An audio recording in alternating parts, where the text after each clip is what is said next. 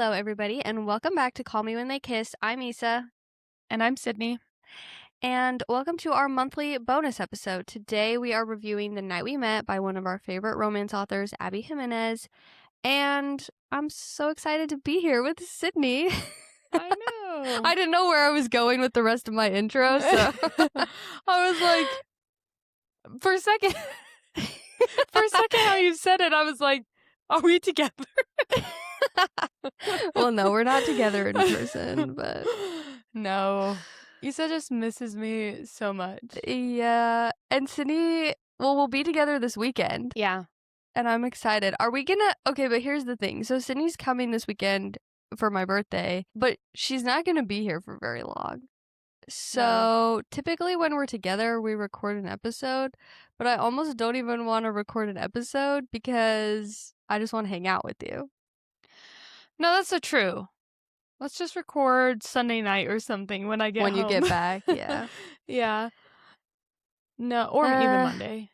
Yeah, it's gonna be a really quick turnaround, but we're gonna fit as much fun as we can into that time and still watch the movie that we'll be reviewing together, which is The Devil Wears Prada 2. Yeah.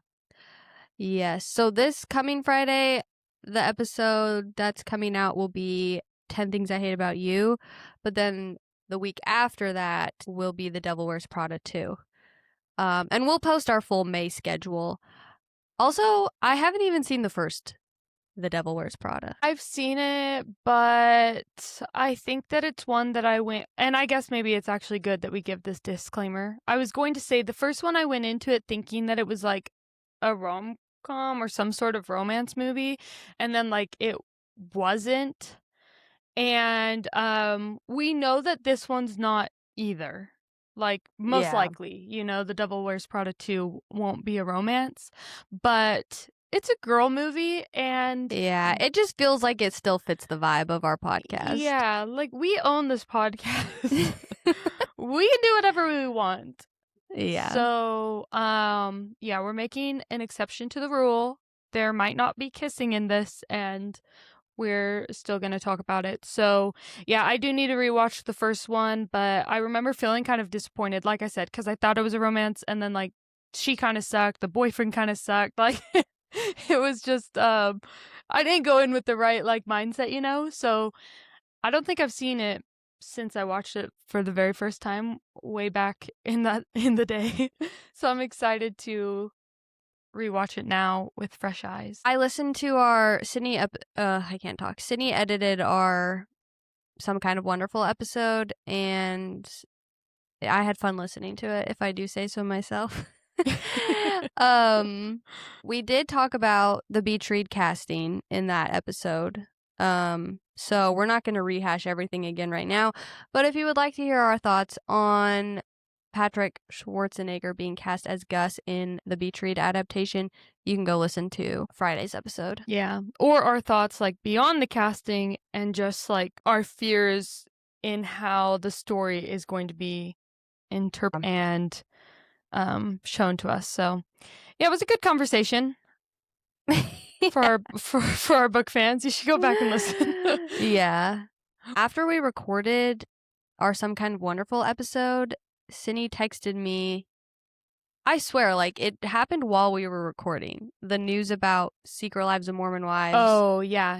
The Orange OC. County spinoff. Yeah. So we missed that for our Some Kind of Wonderful episode, but do you have any thoughts on the spinoff that you want to share here? I don't have strong thoughts or opinions. I just think that it's very interesting. Like, the people that they chose, the dynamics, like, I'm hearing what other people are saying.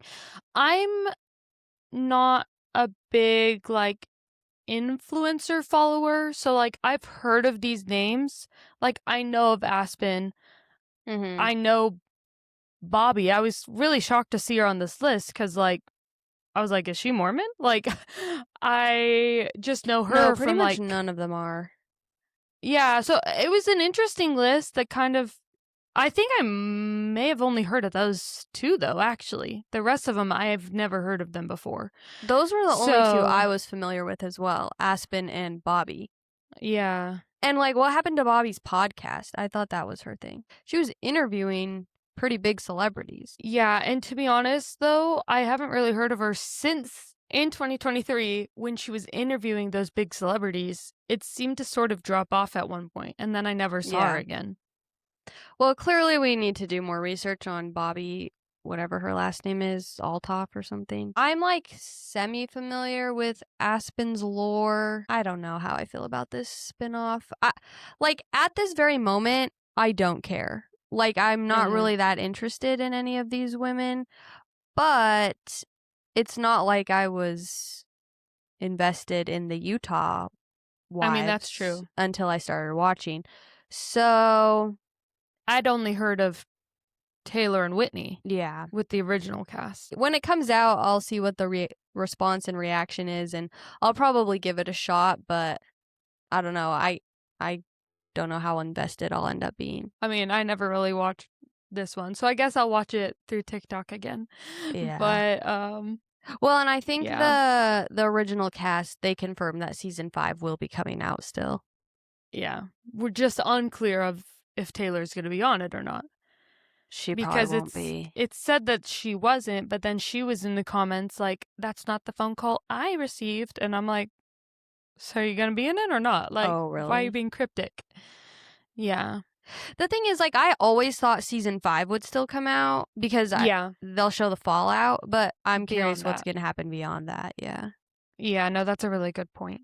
I will say, I mean, it sounds like Secret Lives of OC, Mormon Wives, whatever, has been in the talks for a while, like in motion. And so I think that this was going to come out, like, regardless of this drama with Taylor and Dakota. I think that when they started, like, rolling the ball on that, there was no way for them to know the trajectory of, like, all of Taylor Frankie Paul's stuff and even all of Whitney's stuff, like with winning Dancing with the Stars, not winning, sorry, but doing really well on Dancing with the Stars, and like going on Broadway and then moving to New York and doing all those things, you know, because everyone's like, this isn't what we wanted. We wanted a, you know, a spinoff about Whitney in New York. And I'm like, well, but that's like so recent. Like, you don't just like create TV shows. Yeah. So I don't think it's like impossible.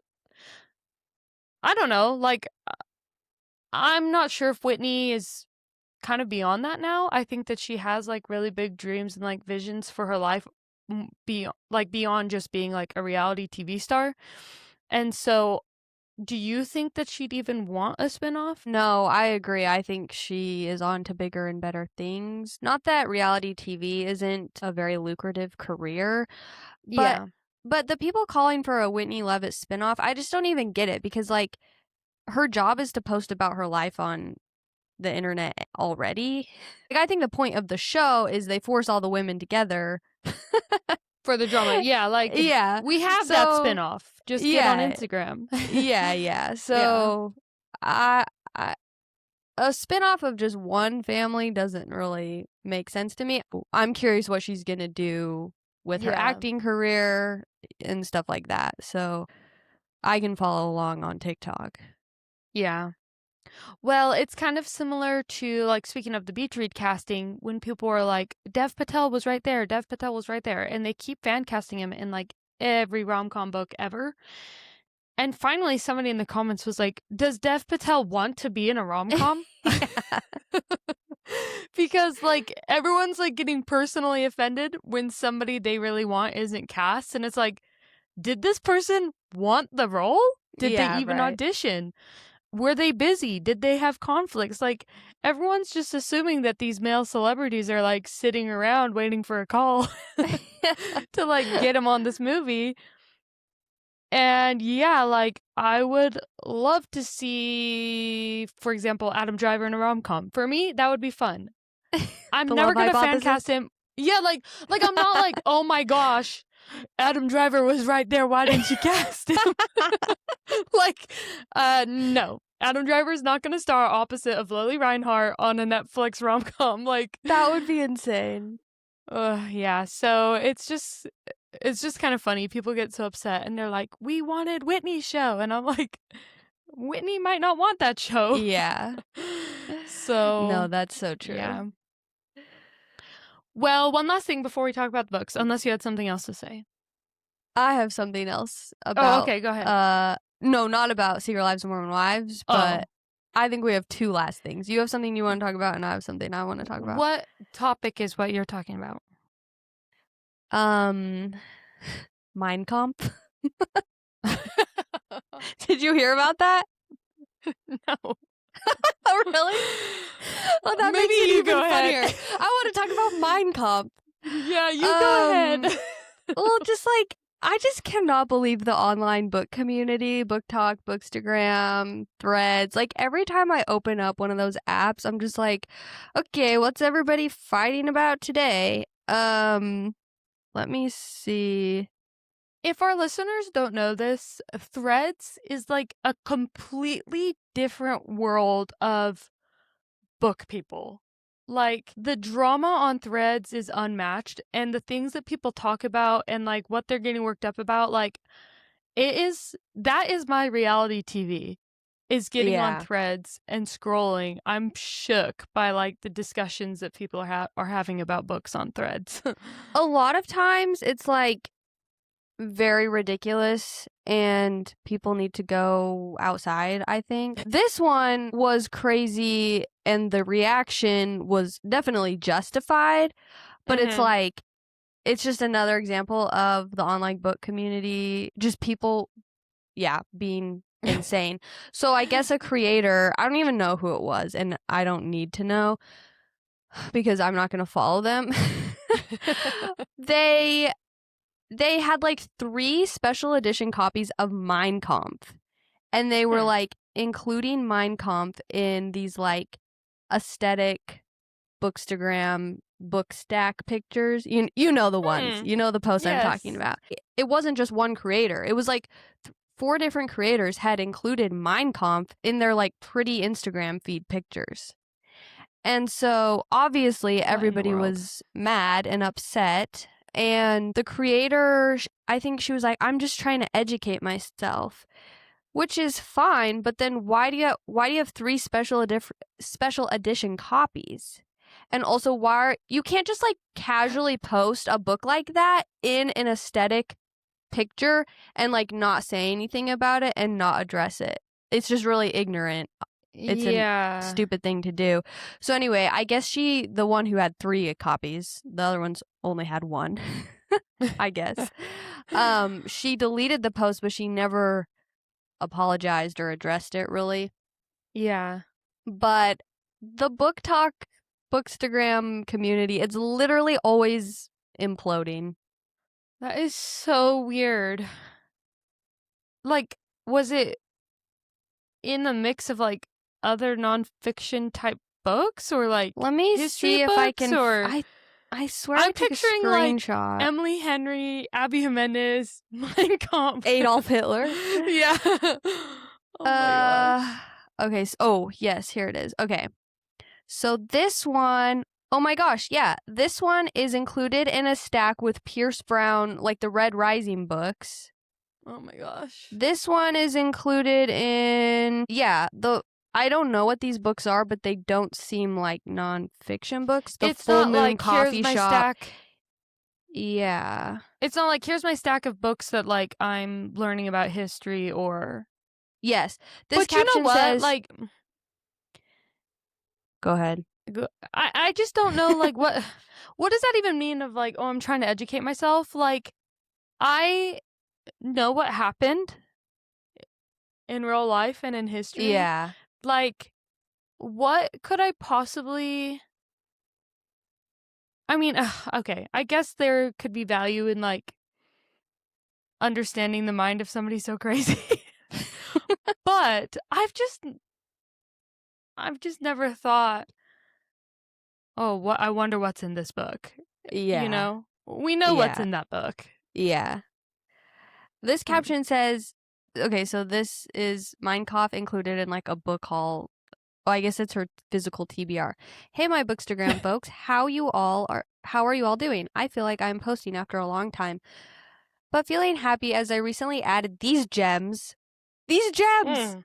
to my physical TBR. Let me know in the comments if you have read any of these and which one you recommend for me to start with. Mein Kampf, Adolf Hitler. Like, she's put the title and all the authors.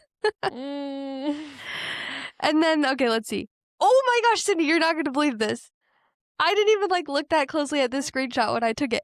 Mein Kampf included in Better Than the Movies, that YA rom-com book. Yeah. And A Little Princess. That's the book stack.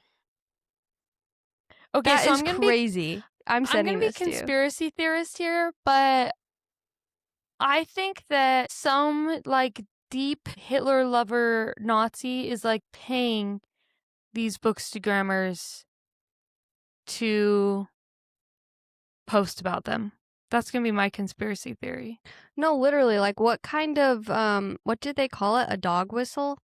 Yeah. I mean, it's not even subtle. It's literally... Okay, I'm looking at what you sent. That's funny because I was totally joking when I made up, when I brought up the... Yeah, what other books were in the stack. Yeah.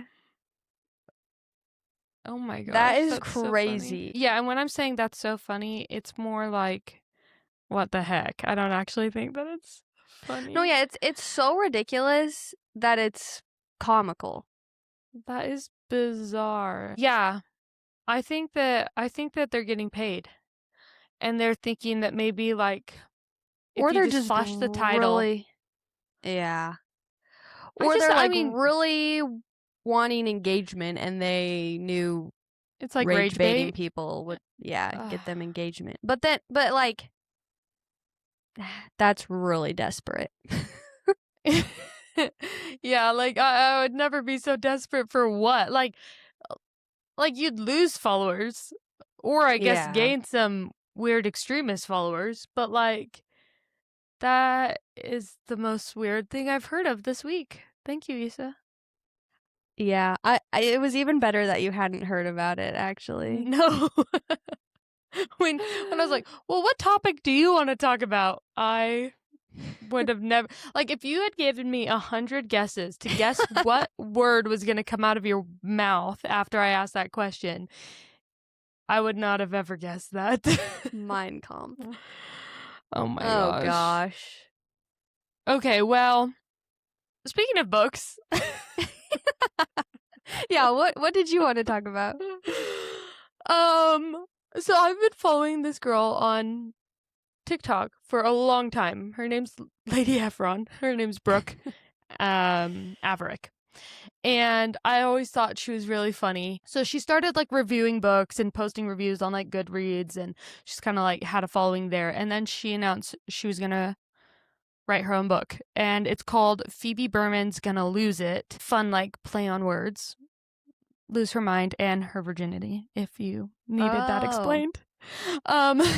So it's a romance?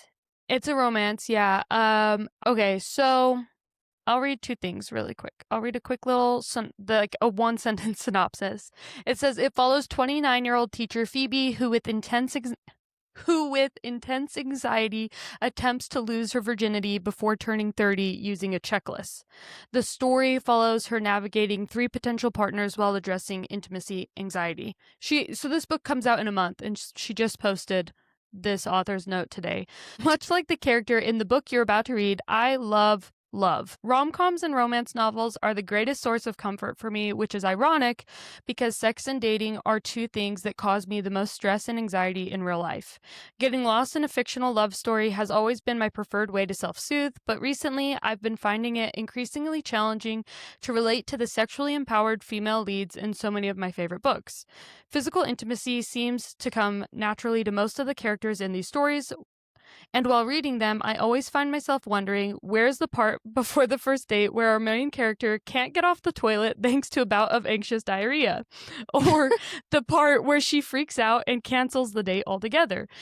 And what's going on with these sex scenes? Are we just omitting the pre-sex panic attack for the sake of pacing? I know I'm not the only one struggling with these types of anxieties, but so rarely do we see them advertised proudly in the romance section of our local bookstore. And so when I started writing about Phoebe, my initial hope was that a book centered around a character with crippling intimacy anxiety would find its place on a romance table, sandwiched in between an Emily Henry and an Abby Jimenez title. It took Oh, wow. me Our writing, two yeah, favorites. I was like, it took me writing all of 5 pages to realize why we haven't seen narratives like Phoebe's in the romance section. Simply put, anxiety is not romantic. It's messy and uncomfortable and funny and sad, and all these things make it incredibly difficult to create a modern-day fairy tale. So what you're about to read may not be as traditionally flirty and sexy as what you're used to, but I'd like to think it's a love story for the ages. And I mean, like I said, I just read that today, and I was already excited to read it, but now I'm really excited to read it Yeah. because I feel like I always I'd never even heard that, like, intimacy anxiety, but like my first kiss was like terrifying. Like I was literally like shaking and like trying not to cry, and people were like, "You didn't have to kiss him." I'm like, "No, I wanted to. That was the hardest part, you know." Yeah. I wanted to, but like I was so scared, and I totally relate to like, and I think maybe this is part of why I can't speak for you, but part of why I have a hard time finding romance books that I really, really love and connect with is because I don't relate to a lot of the characters in these like really like she said, these confident, sexy women Mm-hmm. that in these kind of smutty type romance books that they just go for it, you know? And Yeah. I'm like, oh, I've just never felt that way. And so it's hard to not kind of like cringe at certain romance books because for me, like, it feels so unrealistic. Mm-hmm. And so yeah, when I read that, I was like, okay, well, I'm really hoping she's a good writer Yeah. because it sounds like it has some good potential, but Yeah, it I'm sounds like a just book we excited would to read it. like. Yeah. Yeah. And if her faves are Emily Henry and Abby Jimenez, then yeah, I feel like you said, as long as she is a decent writer, Yeah. I have a feeling we would like her book. Yeah. So it doesn't So come out though until the end of May. it comes out, yeah, like a month after this episode comes out. So we So won't have I time to think it do comes it out for like our on Tuesday. Like our May episode will come out the last Monday, and this book comes out the next day. dang. So Okay. we'll read it eventually. Maybe Yeah. we just read it and, you know, make some videos or talk about it, even if it's not like a full pod. But yeah, I wanted to plug that because I feel like the people that read Abby Jimenez and will be listening to this episode might be really interested in that. I don't relate quite as much to like Abby Jimenez like physical difficulties, like health issues and things. Well, okay, anxiety is a health issue, but like, you know what I'm saying? I can relate more to, you know, some of the mental health aspects or things like that, which are also in Abby Jimenez books and that I've enjoyed reading. I But need to read that book. We haven't picked our May book though. We'll figure it out. We were trying to decide before we started recording and we couldn't decide. So like I said, our May schedule will be up soon. But we can't do the Lady Efron book for June because we already picked out our June book. It's a yeah, whole thing. So we'll see if it's worth doing later. And honestly, sometimes when it's like a brand new book like this, I'd almost be nervous to like, I don't know. I almost want to like read it, and if I like it, then do it. But because I like her so much, I wouldn't necessarily want, like, if I didn't like it, I wouldn't necessarily want to be like hating on it because mm-hmm. I wish her the best.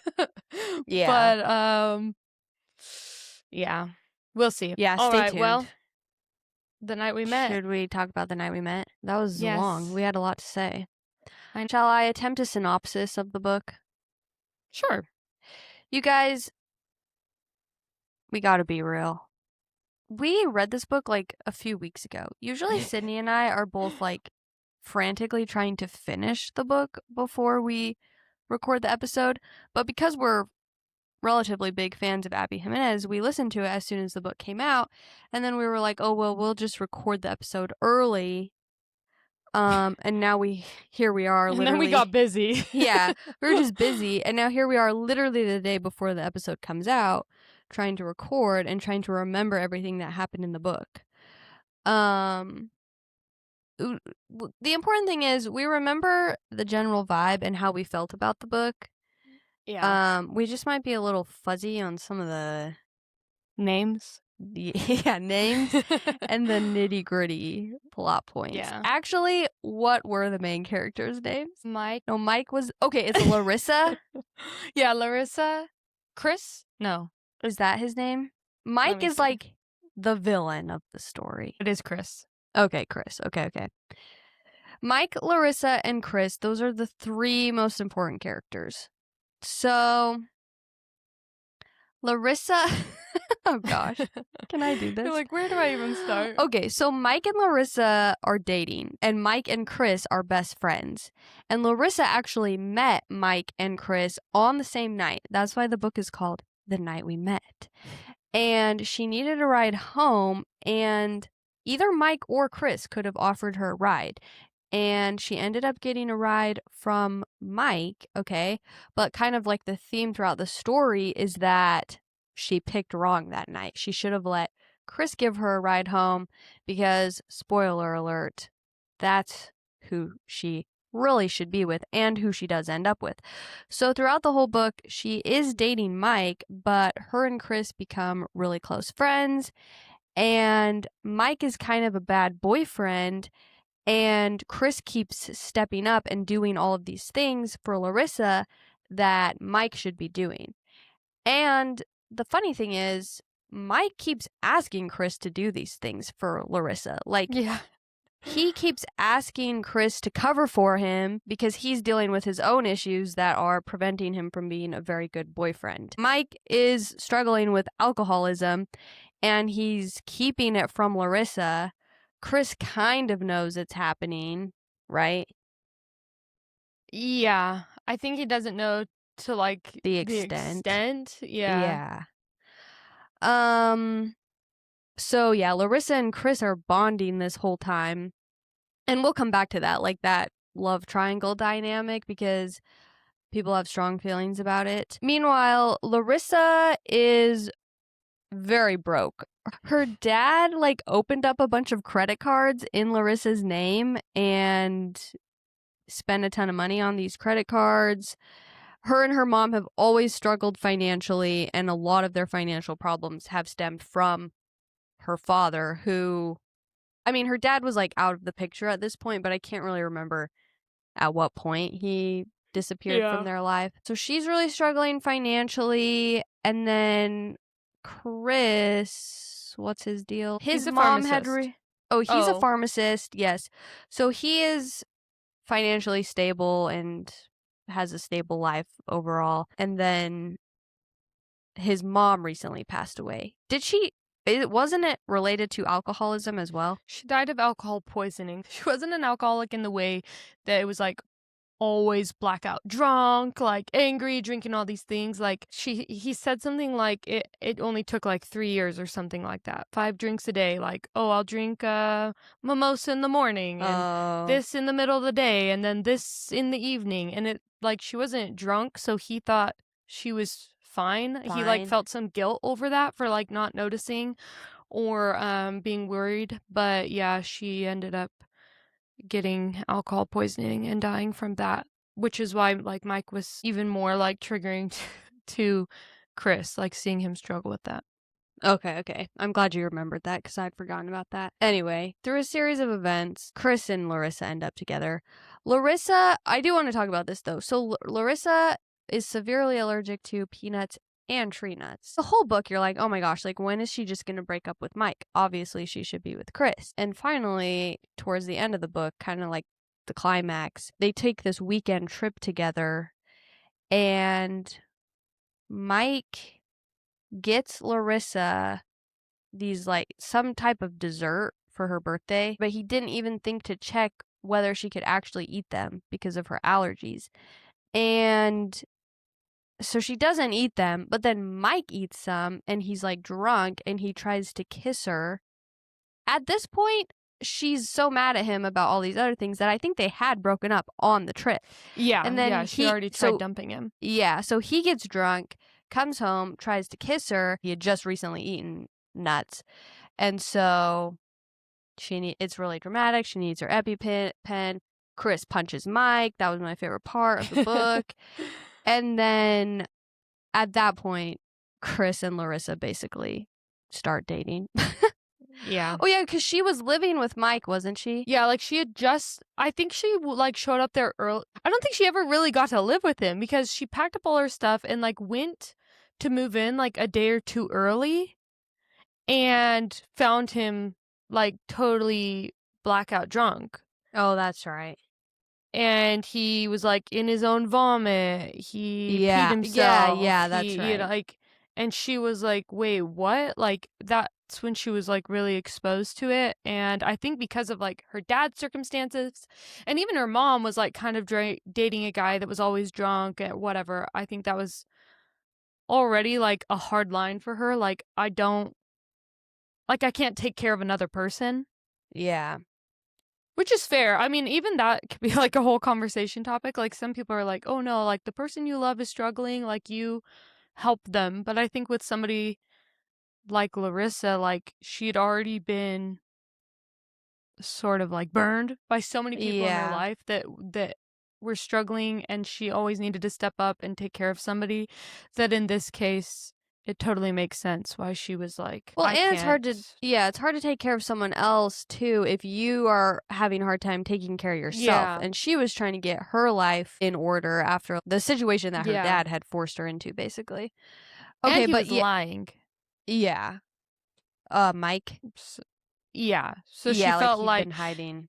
he was hiding the alcoholism, but also was like sort of purposely taking credit for the things that Chris was doing. And so everything that she thought she loved about Mike was actually things Chris had been doing the whole time.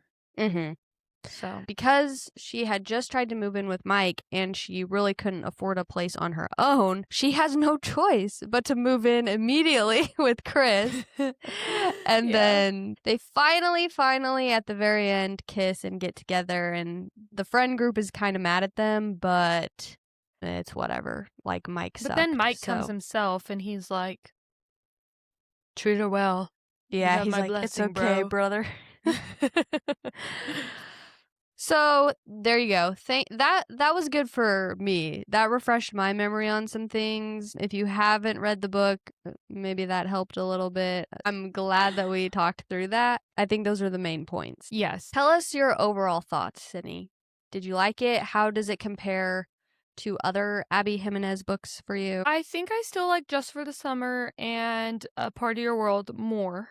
Mm-hmm. But I was pleasantly surprised because I didn't really love Say You'll Remember Me, which was, Abby's book that came out last year. And it seems like this new kind of trilogy that she's doing revolves a lot around like pets and dogs, which I guess we didn't mention. They like rescued a dog together and then were like co-parenting this dog. Like Chris and Larissa. Yeah. Yeah. And so when this one was announced and it said that like in the description, like co-parenting a dog, I was like, oh my gosh, another dog book. Because like in Say You'll Remember Me, he like rescues a dog from a car. He's a vet. And like that guy was. Yeah. He's like recorded and like goes viral for being like hot vet rescues dog from car. And I thought it was like so like silly. And so I was a little bit weary. I'm like, dang, are all these books going to be like, I love dogs. I like dogs. Yeah. I'm just not like emotionally attached to dogs. Mm-hmm. So yeah, and then she came out with the whole it's gonna be, girl gets with boyfriend's best friend, and I was like, what? Yeah. And maybe it helped though, but that I went into reading this like I have no idea what I'm about to get into. Yeah. But I was pleasantly surprised. I did really enjoy it. I thought it was really cute. They don't kiss until like the last 10%, 5% maybe of the book, and I didn't even really think about that. I Mm. was just enjoying the story. So yeah, I think overall it still had some kind of classic silly moments that Abby Jimenez, I feel like in Yeah. all of her books, even though I really love them, there's some like silliness to them here or there. But overall I enjoyed it. What did you think? No, I agree. She loves dogs. I know the names of Abby Jimenez's dogs, like, because I follow her on Instagram, and that's how much I know she loves her dogs, because I know their names. Um, and the dog stuff has never really bothered me. The part that bothers me is they always have the dumbest names. Oh my gosh, And I did not I like this dog's name. I think like the diehard Abby Jimenez fans like think they're so funny and creative, but I think we're just not quite millennial enough to think that they're funny. The dog in this book, his name was Woofarine. And it was Yeah. so distracting. I just could not help thinking about Teresa Palmer from Warm Bodies. Go listen to that episode. I could not stop thinking about Teresa Palmer in the recording booth having to say woofarine. It's such a mouthful too. Having to say woofarine over and over again. It was distracting. And there would be like a really serious moment and they're like, well, who's gonna take care of Woofarine tonight? Like, oh my gosh. Oh, that's so So that true. part did kind of make me roll my eyes. But no, overall, I really enjoy this book. Every year, I like to reevaluate my rankings of Abby's books. And as of now, I think this one is in the number 2 spot after Part of Your World, which is my favorite. And I don't think she'll ever be able to top that one for me personally. But the thing that really sold me on this one is I absolutely love a slow burn, and this was so slow. And like Sydney said, they did not kiss until the very end. There's not even a spicy scene, but I wasn't even thinking about it. And that's what I like about a slow burn. It keeps you reading because you're waiting for them to get together, and it motivates me to keep going. Yeah. When they get together too soon, I'm just like, okay, I no longer feel that motivated to keep reading this book. Especially if it is like a more like smut is greater than plot type book, because then it starts to get just sort of repetitive. Mm-hmm. And it's like, okay, well, like, I know what's going to happen if I keep reading this book. It's just going to be this over and over again, you know? Right. And so it was refreshing to read this. And like, I feel like I've been craving a true slow burn like this for a long time. Mm-hmm. And that's why too, like, and I don't know if I'm jumping ahead or if you're ready to get into this topic. The whole boyfriend's best friend thing. I was reading Goodreads reviews before we started recording, and I know that bothers a lot of people, almost like people we meet on vacation, Poppy and Alex, and how they were kind of emotionally cheating with each other on their respective partners throughout the book. I know a lot of people were bugged because they feel like Chris and Larissa were emotionally cheating on Mike. But I'm sorry, like, my love for a slow burn just outweighs my annoyance on that. And, like, I think I've said this before in another episode. Sometimes I'm like, it's just a book. Like, Yeah. this is the way she's adding tension. It's a romance book. It's going to be overly dramatic. There needs to be tension. There's going to be some ridiculous plot points. If I knew these people in real life and they were in this like funky love triangle, yeah, I'd be like, oh my gosh, like Chris and Larissa's relationship is so weird. Especially if I didn't know about Mike's alcoholism. You know, I was Yeah. oblivious to like how bad of a boyfriend Mike was. I would be like, oh my gosh, yeah, Chris and Larissa, what's up with them? Their relationship is so weird. How does that not bother Mike? Yeah. But as a reader of this book, and we know how crappy of a boyfriend Mike is, I was just rooting for Chris and Larissa the whole time, and I think that's okay. I think sometimes you can read a book and the characters can do stuff that maybe would annoy you in real life, but for the purpose of the book, it's like, no, that was entertaining. Well, I don't even really think that like none of their conversations crossed the line, right? I don't Because really even when think they were so. talking about their feelings for each other, I think that was still after the fact. Yeah. And they were like, they still felt like, oh, this is my best friend's ex-girlfriend. I shouldn't be saying this to her, you know? I'd say like Poppy and Alex crossed the line far more. And I Yeah. still I rooted for actually agree with them. that. Yeah. Like that did feel like emotional cheating. And it was very much like, bro, why in the world? Like, it was very clear that, like, Alex kept going back to Sarah just because, like, Poppy wasn't available. And so, Mhm. like, yes, I do feel like Alex was using Sarah just as a companion because Poppy Mhm. wasn't ready to be with him, you know? I don't feel that way with Larissa and Mike. Like, Larissa was with Mike and was committed to Mike and was gonna see that through.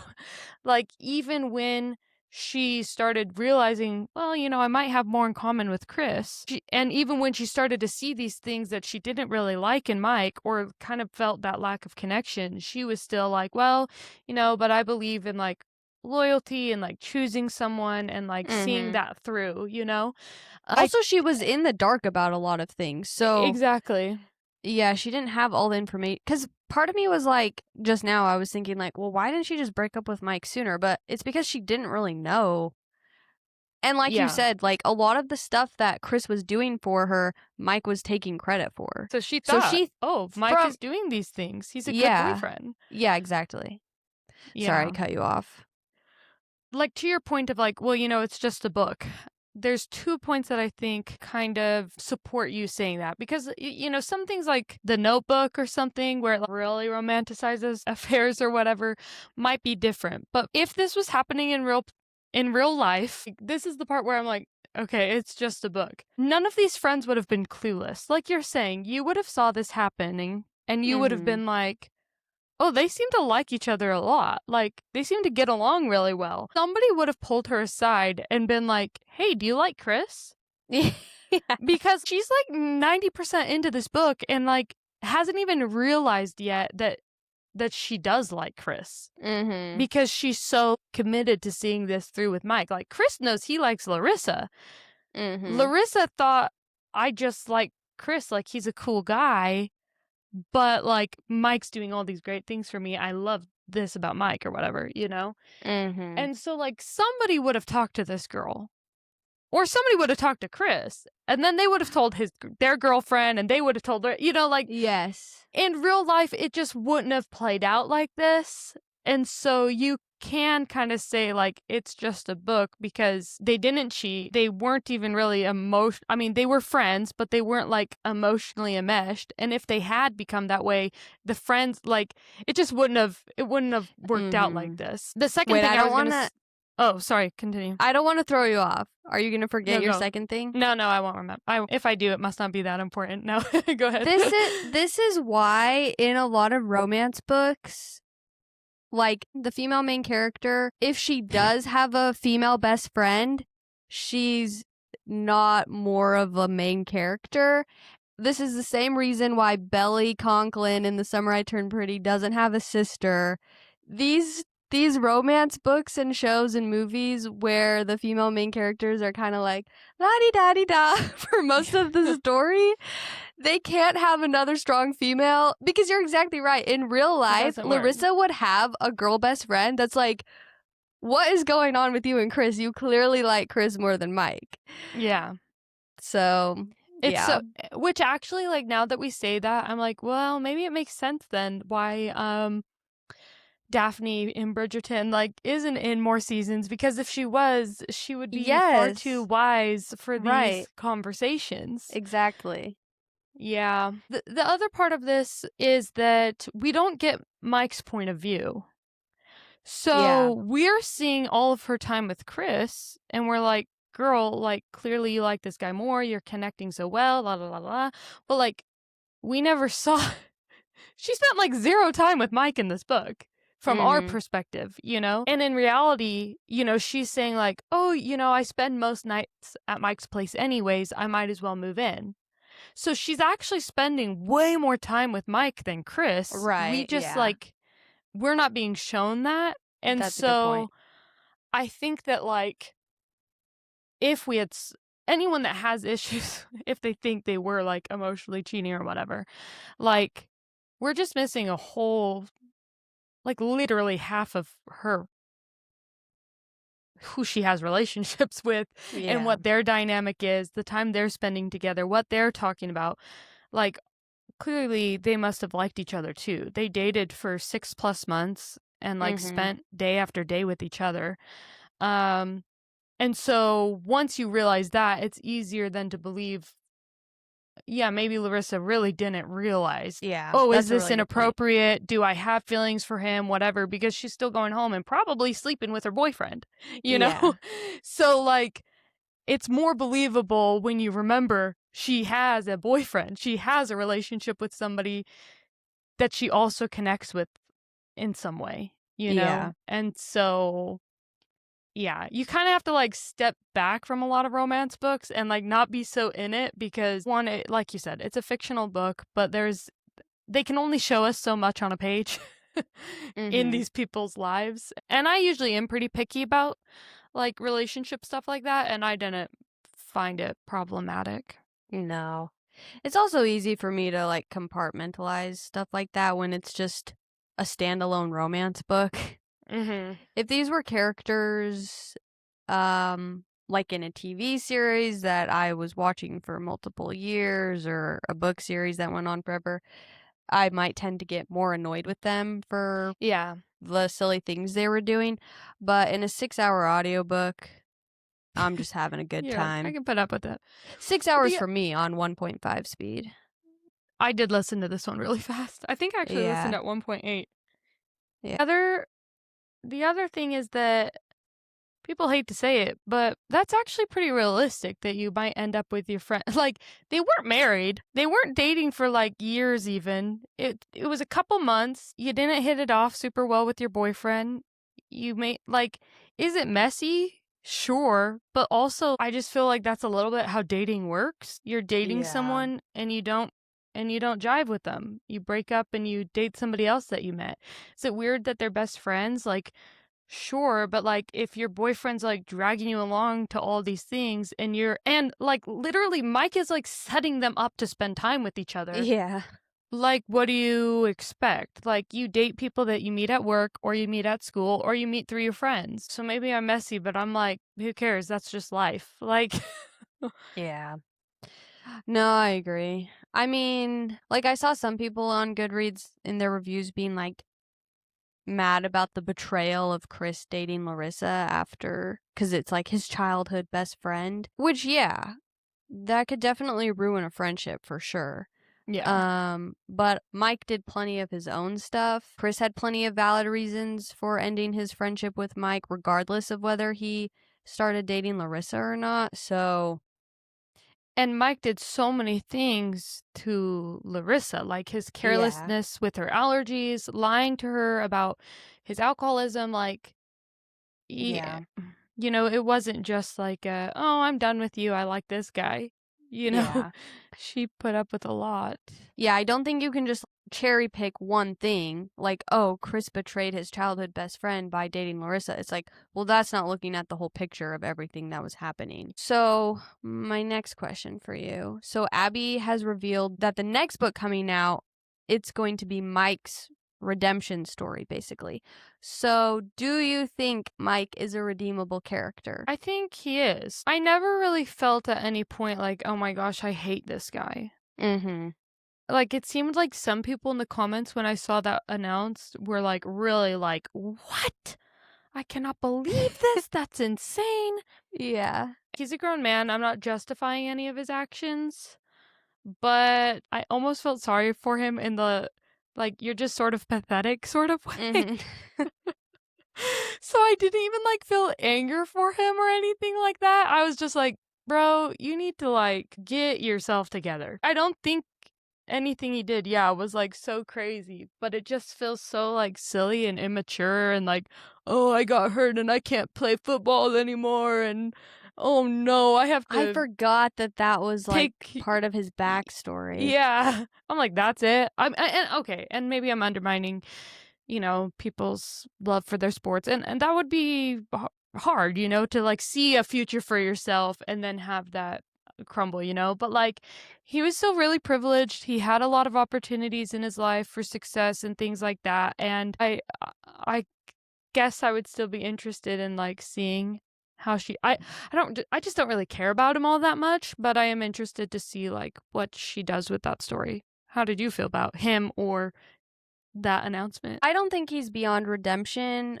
but I don't think Chris and Larissa owe him any sort of friendship or relationship. He definitely just needs a fresh start. I'm actually really curious to read Mike's book because Abby Jimenez is notorious for writing over the top perfect MMCs to the point that it's kind of a joke, and I've seen people in reviews kind of complaining about it. This person said, I'm currently at 60% and really enjoying it. Still has the classic, pathetically self-sacrificing, perfect MMC dialed to 11 that Abby Jimenez loves to do, but somehow it doesn't feel super unbalanced. And then edit, I finished it. It might be my favorite book by her now. The MMC was still a little too pathetically perfect. Anyway, so she's known for writing these like ridiculously perfect characters, MMCs. Oh yeah. So it's funny that people kind of complain about that, but then at the same time, when she announced that Mike would be the MMC of the next book, they're like, what? No, he's too flawed and irredeemable. It's like, okay, so no matter what she does, you guys are going to complain. They're like, what do you want? Yeah. So I'm excited for an MMC that we know all his we know about all the skeletons in his closet. That's so true. I didn't even think about that and how this could be a totally different book than she's written before. Mm-hmm. Unless she starts it with him being like a changed man who's now perfect. That probably is where he'll end up, one way or another. But yeah. That's so funny.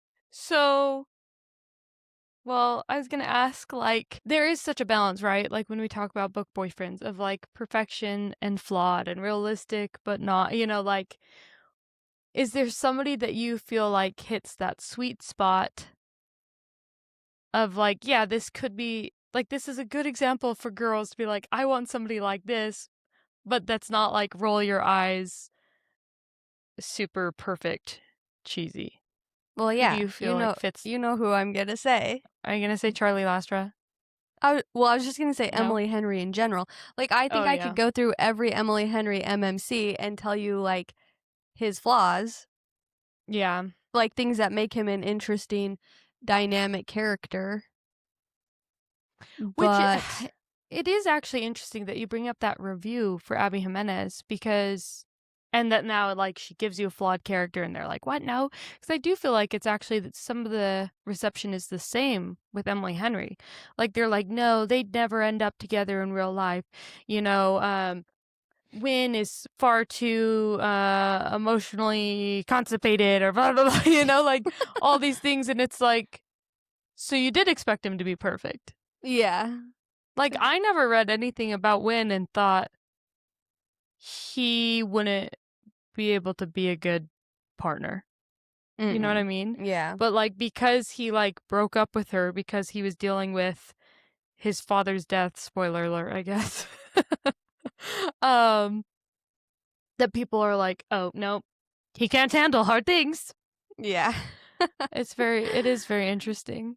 It's funny because we always talk about how we love to complain and we're kind of haters and we're like, oh my gosh, are we going to offend anybody? But actually, I feel like we do not complain as We much don't as hate enough. Yeah. Everybody else is like so dissatisfied all the time. No, that's so true. That's so true.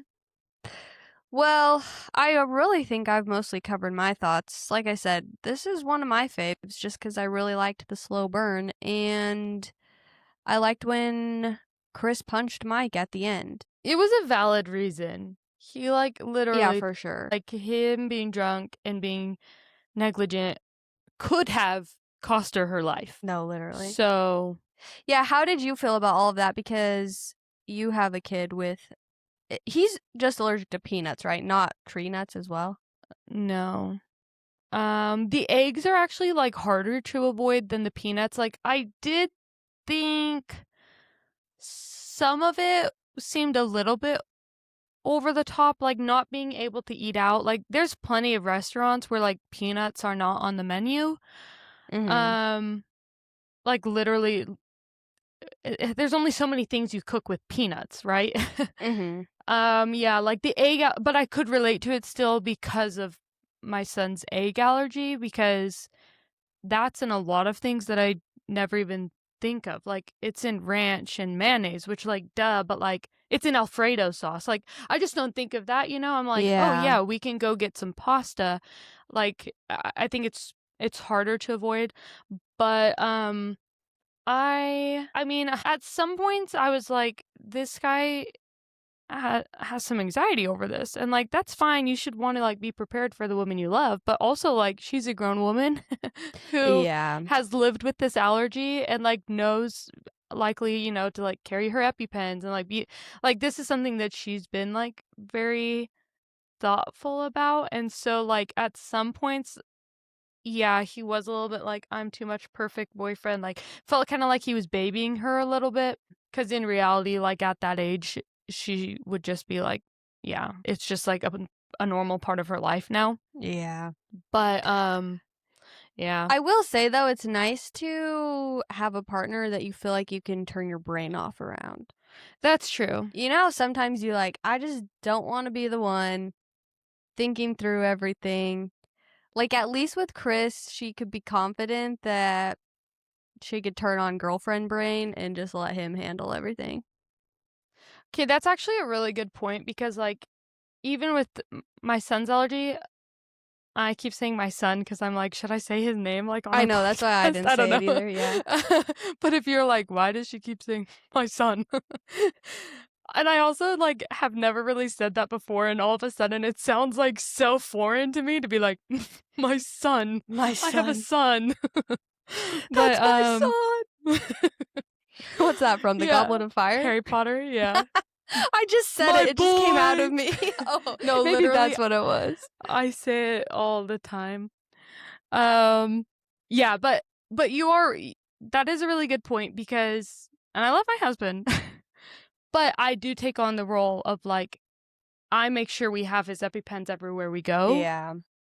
Like that's just like become my job. There is definitely a mental aspect, but I also feel some sympathy for Mike because like they hadn't been dating for very long, and there have been times where like I have like I've forgotten he's allergic to it, or I've Mm-hmm. forgotten to check something. I understand it being a trigger warning in the book because some people really do like get worked up and like worried over these things. Mm-hmm. Yeah, that makes sense. But yeah. Sorry, that was like a long allergy tangent, but feel free to cut whatever No, you want. no, I liked hearing about it. Maybe we have some allergy listeners on here. That but would just really suck. Like, cause I've come to your house before and I've almost brought stuff and then been like, oh oh wait, yeah. I can't bring this to their house, and that would Yeah, just honestly suck. right now it's like fine. We've just like adjusted what we eat and what we keep in the house. But I can imagine soon it will probably feel a little bit Right. scarier. Okay, so anyways, enough about allergies. I was I was looking at the book club questions that I had saved, and we've just naturally talked about like most of them. But one thing I still feel like a little bit mixed feelings with it, like ending with her just like immediately moving in with Chris, and that she didn't get to like fully feel like she got herself back on her feet. Do you know what I mean? Or am I just Yeah, like I overthinking totally it? forgot too about how she ended up starting her own business. She would basically do charcuterie boards for like wedding receptions and fancy parties and stuff like that. And Chris gave her a loan to help her get started, which I'm sure she like paid him back. But yeah, like I feel like now is she just gonna feel indebted to Chris and like Yeah. she just which okay, maybe we could talk about the longevity of this couple. Do we Oh, think yeah. they'll last? Is she gonna feel like she just has to stay with Chris because he did help her get back on her feet? Yeah. I mean, I think that they have enough in common that I could see them working out in the long run. So I guess it's technically fine. I don't think at any point she would just like become a stay-at-home mom. Like I feel like that fear in her would stay no matter how much Chris like makes her feel like comfortable and safe and taken care of. I think that that is something that she would like have a hard boundary on and want to maintain throughout their relationship. Does that make sense? Mm-hmm. Yeah. Like, I think that she might even, like, keep separate bank accounts. But you think What do they'll you stay think? together? I think they'll stay together. I I just don't think see why they wouldn't. Yeah, I think they'll stay together. I think even with him like loaning her the money for her business and uh moving in with him after the drama with Mike, they had spent what, 9 months to a year building a friendship and a relationship. So, yeah, I think they have a very solid foundation. And I say yes, they stay together. Should we finish with our ratings, or did you have any other Yeah. questions? No. All right. I rated the book a 4 on Goodreads, and that was a couple weeks ago when I finished it, and I still feel good about my 4-star rating. Oh my gosh. Chemistry, probably a 4. Kiss, this is a tough one because I did like that they did not kiss until the end, but to be honest, I don't remember it being a huge payoff, actually. I don't remember thinking, yes, this is the kiss I've been waiting for. Yeah. So maybe a 3? That's what I was thinking as well. It wasn't a bad kiss, but I cannot recall a single detail about it now. It was just that, like, they finally kissed. And Yeah, it's kind after of like all the build-up, I feel like it should have been more memorable. yeah. And I guess, like, I don't know, like, the exact technique that would have made it more special, but, like, it's kinda like what you said, that she doesn't like writing spice scenes because she doesn't feel like she's good at it. Maybe the kissing scenes are the same for her, like, and it's just, like, they kissed and not, like, he stroked her face and Yeah. brought them I don't know, you know? I'm not a writer. But you know that's when it's a good romance story? I don't think my opinion of the book would have changed even if there was no kissing at all, Mhm. and that I still would have been as convinced by their love story, you know? Yeah. 100%. Because some books I think I like just because they have really good kiss scenes. Yeah. Emily Henry is both. Yeah, for sure. No, I was thinking the same thing because we joke about if someone recommends a book to us, we're like, well, is there spice? Is there kissing? And so I've been kind of worried lately. I'm like, man, do I just have to have spice in a book now? But reading this book made me realize, no, I just need it to be a good love story.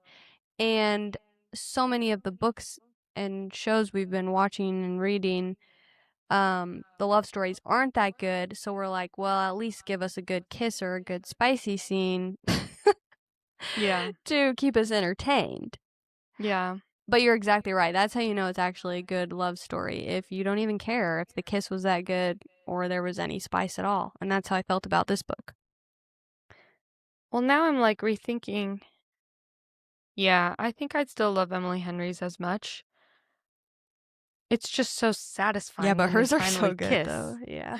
When they finally get together, Like, it's so satisfying. literally all of hers are memorable. I think I could go through every couple and tell you about their first kiss. Slash sexy. Yeah, at least one scene or the other. Like, there's always one that sticks out. Rapid fire, do it. What's your favorite scene in Okay. every Emily Henry book? Beach read the tent. Mhm. People we meet on vacation, the balcony, duh. Of course. Book lovers, I think it's like on a table at the bookstore or library or something. I think it's his bookstore. No, that's not the first one though. He pushes her like up against the door. Yes. I think that kiss scene is better than their first sex scene. That was a really good, and even like the lake scene. Yes. It See, was a we can lake, right? remember like every kiss in that book. Yeah. Okay, what comes next?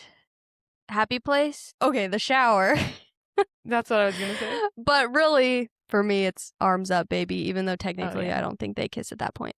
And then funny story, they're on the couch and it's Yeah, pretty that's good. all I remember though. I Yeah. actually only remember like the very first time that they start hooking up on the couch, and I can't remember anything else.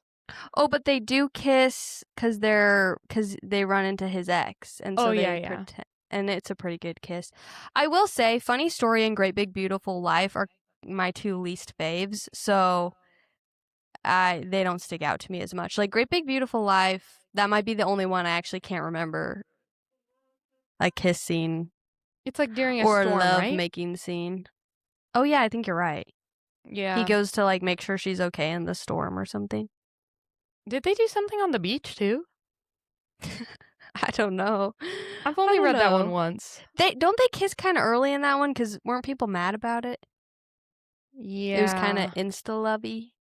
It might be time for a reread, but Yeah, but I just like don't want to. That's the only one that I'm like, I just don't want to sit through the other story. all right, well, this was a good month. I'm glad that I read a book like that was fun and I got through it quick and I enjoyed it and it was cute. It's been a long time since I've had an easy, nice, fun read. Well, stay tuned for our May book pick, and I'm excited for some of our May episodes. It's going to be a good month. We have most of the May lineup done, but we'll share it in our first May episode Yeah. next week. All right. Well, thank you guys so much for listening. Don't forget to follow us at Call Me When They Kiss on Instagram and TikTok. And please leave us a 5-star rating. And we'll see you guys on Friday for 10 Things I Hate About You. Bye. Bye.